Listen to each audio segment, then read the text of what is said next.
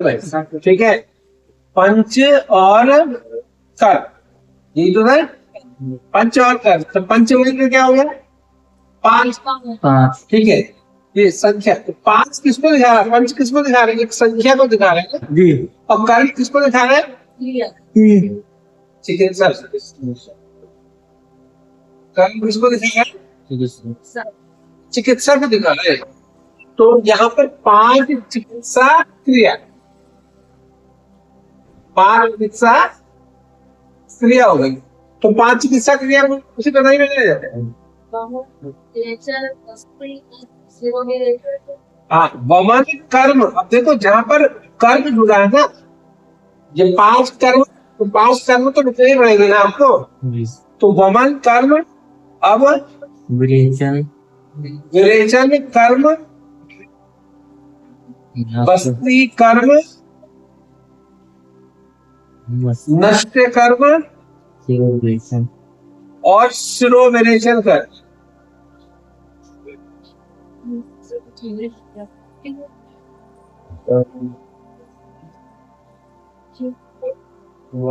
ठीक है, ये शिरोविरेचन, ये पांच जो कर्म है वही पंच कर्म है।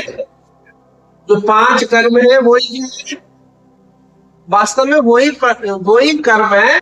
और जहां पर, क्योंकि ये संख्या को दिखा रहा है, संख्या नंबर्स को दिखा रहा है ना, 1 2 3 4 5, तो ये क्या कहलाएंगे? प्रधान। जो भी चीज संख्या को प्रदर्शित करेंगी वो उसका प्रधान कर्म होगा। अब कोई सी भी संख्या देखो, कोई सी भी संख्या का नाम बोलो, जैसे त्रिदोष, क्या बोला आपने? त्रिदोष। तो त्रि तीन और दोष, तो मिलता तो तीन दोष मुख्य। षटकर्म। प्रधान दोष कौन से? वात, पित्त और कफ। इसके अलावा चौथा भी दोष है, परंतु चतुर्थ दोष तो नहीं बोलते। चौथा दोष कौन सा है? रक्त।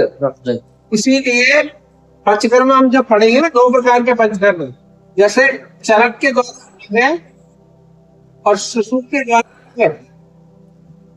जो ये वाला जो पार्ट है, वमन, विरेचन, बस्ती, नष्ट, शिरोविरेचन, ये सुसुप्त द्वारा मान्य है।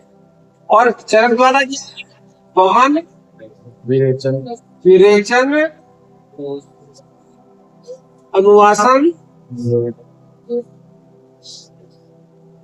अनुवासन, बस्ती, लिंग बस्ती और नष्ट,